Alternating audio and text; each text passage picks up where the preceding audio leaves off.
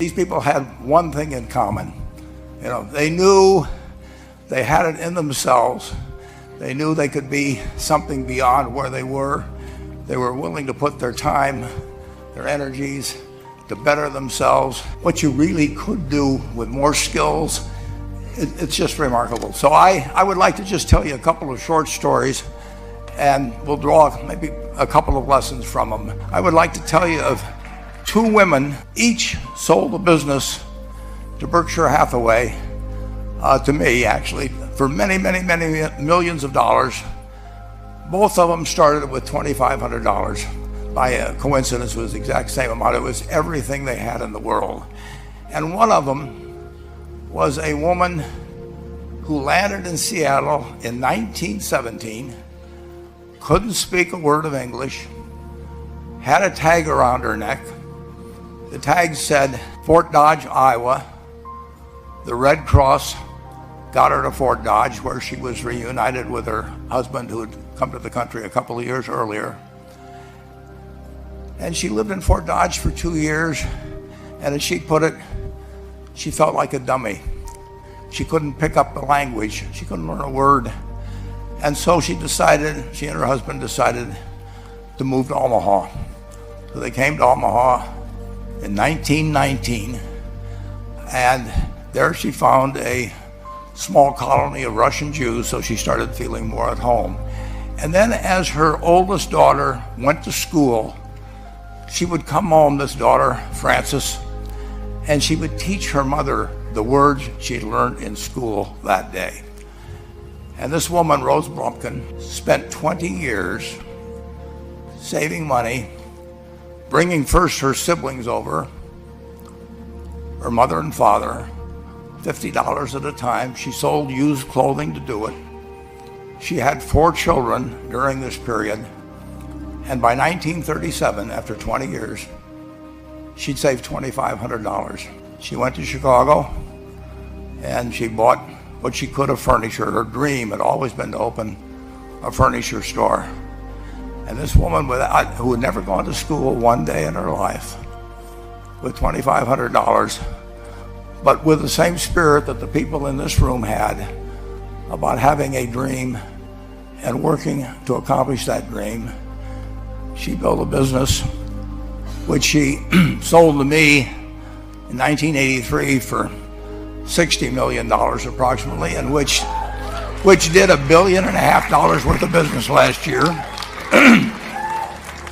The 4th generation is working in that business. This woman, Rose Blumpkin, she worked for me until she was 103.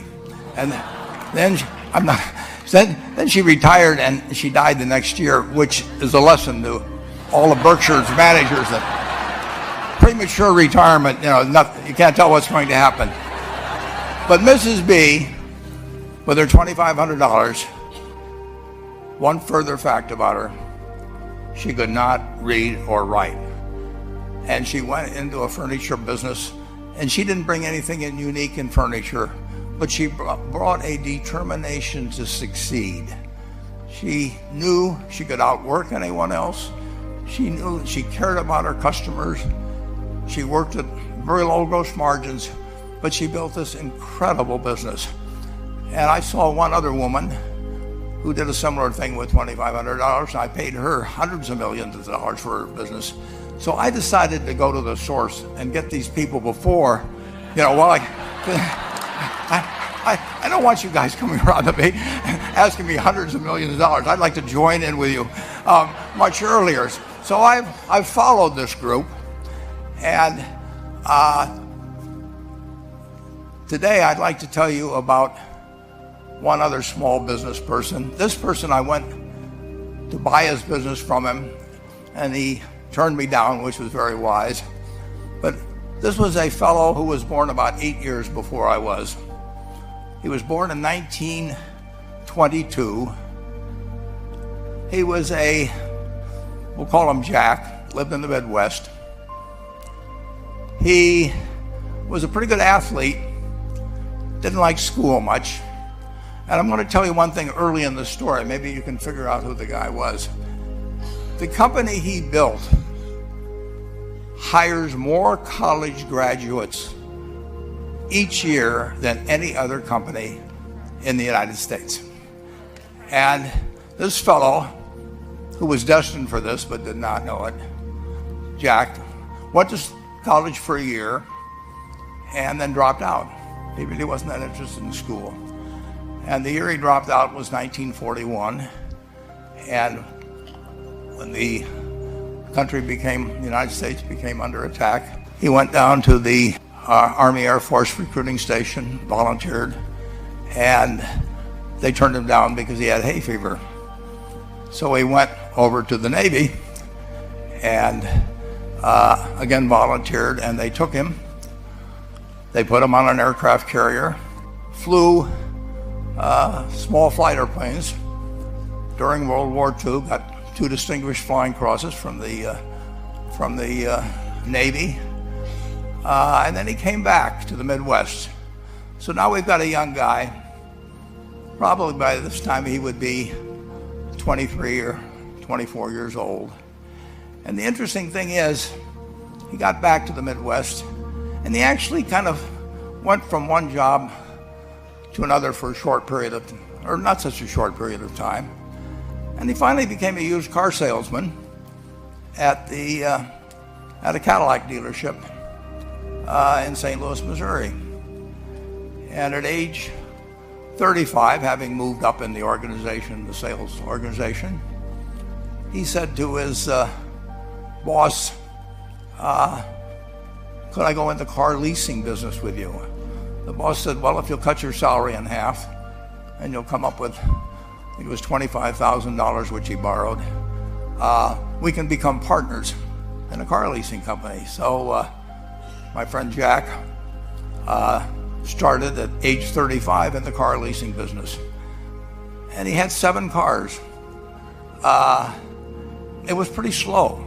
In fact, one of the things he did was whenever the phone rang, he let it ring 3 or 4 times so people would think that he was very busy answering other phones. And of course, it was the only call he was going to get all day. So his first venture was okay, but it wasn't really going to go anyplace. And there's a lesson in this for all of us.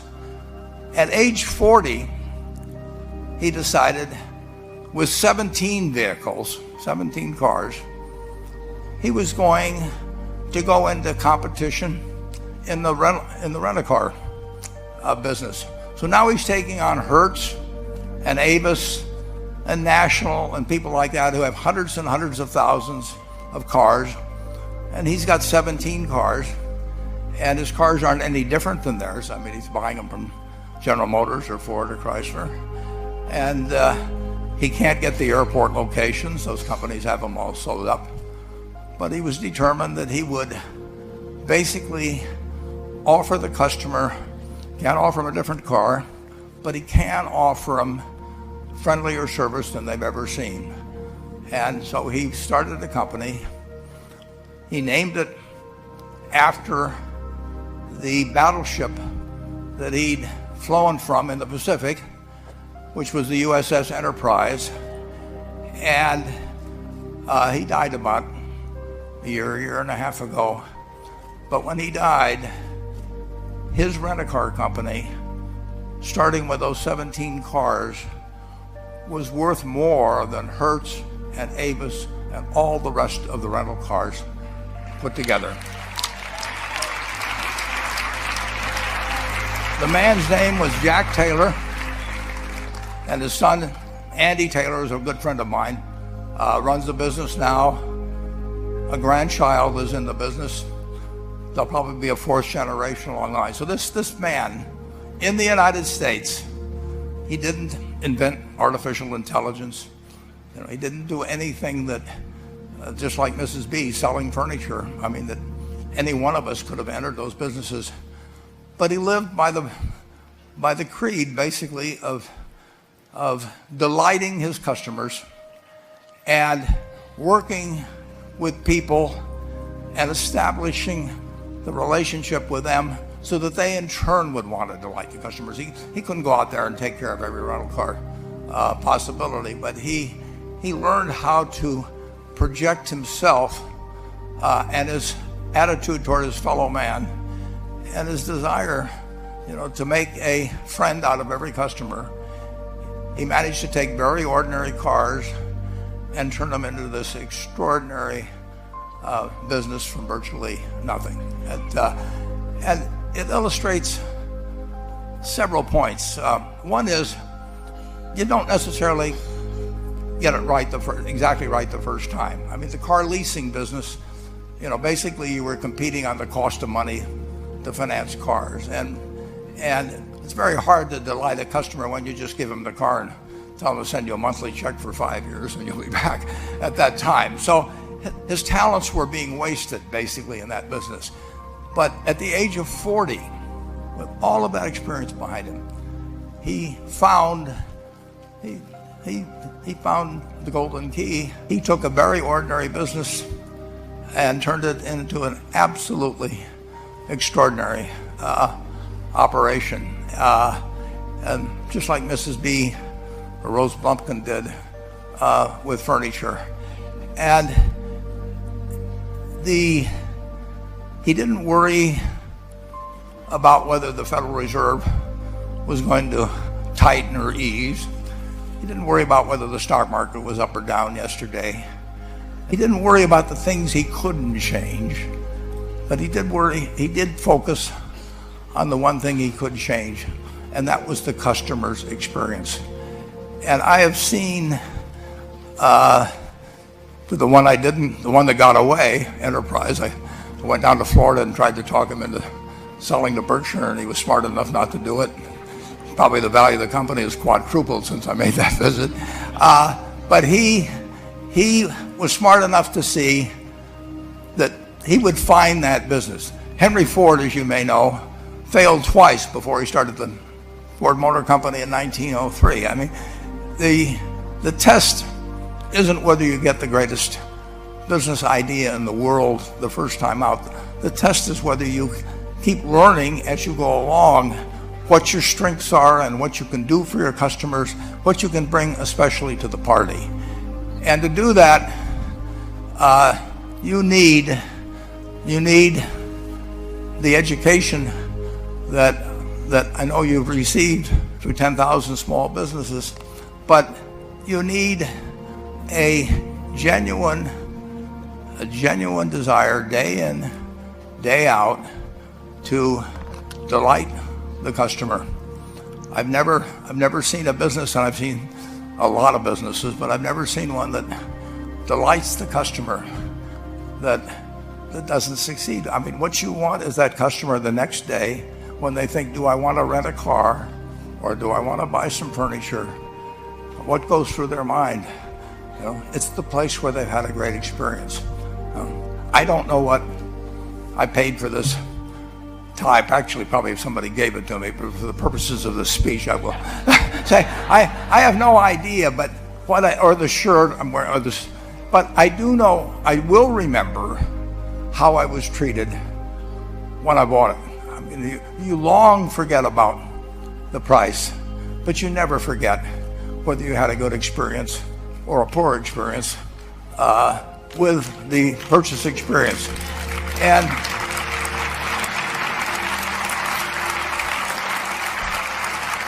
you'll have a hard time finding a person that's had a wonderful experience, a delighted experience in purchasing anything that isn't going to come back.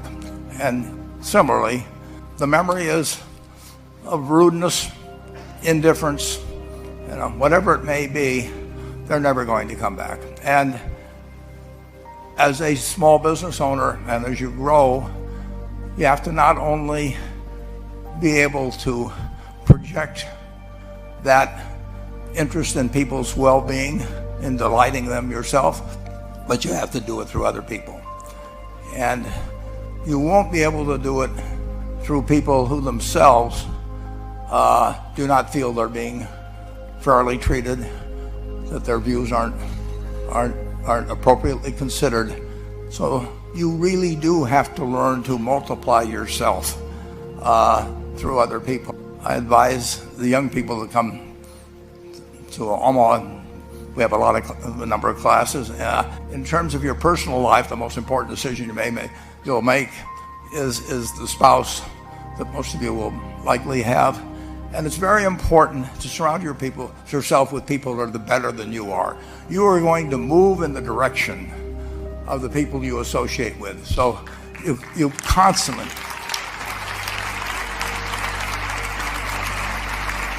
I've been enormously lucky in that respect. I've just had teachers and friends and a spouse that really was a better person than I was, and I had enough sense to learn from these people that life went better if you behave better yourself.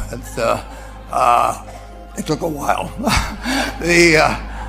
So I advise you to seek out, as your partner in business, your partner in life, whatever it may be, look for the people that actually are examples to you, rather than somebody that you think you need to straighten out yourself. And simple rules like that, delighting customers, working through other people, associating with people that will cause you to move in a better path than you might otherwise have. They will take you so far in life that it's hard to believe. I mean, they took Rose Blumpkin without being able to speak a word of English, and couldn't read or write, and they took her to what is now a $1.5 billion business. And incidentally, there's been no money put in it since the $2,500. That's been the total capital paid into the Nebraska Furniture Mart. And I think if you looked at Enterprise, I don't know their books the same way, but my guess is that very little equity capital has been added to Enterprise over the years. The business built on itself. So I want to tell you, I admire this group enormously. When I met Dr. Mello's class on September 22nd, 8 years ago, I was thrilled, and I admire people that are doing what you have done. Working hard at your job, at the same time you took on an added really a lot of hard work to further your skills. 99% graduate. I mean, that's a mind-blowing statistic. And I'm looking at 2,200 people here who I admire. I'm cheering for you, and I can tell you the best is yet to come. Thank you.